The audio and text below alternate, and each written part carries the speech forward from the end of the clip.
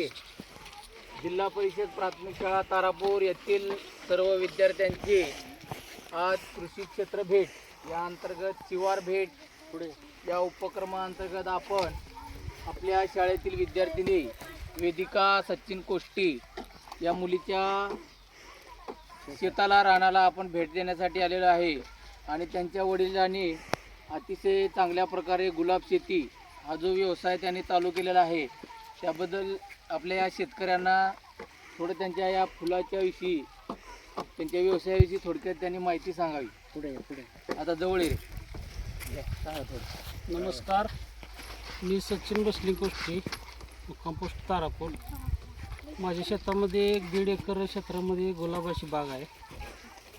Does या जातीचं मी गुलाबाची लागवड केली आहे.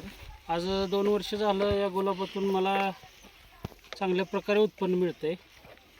मी कष्ट करतो आहे, मला कष्टाचं चीज मिळतं आहे.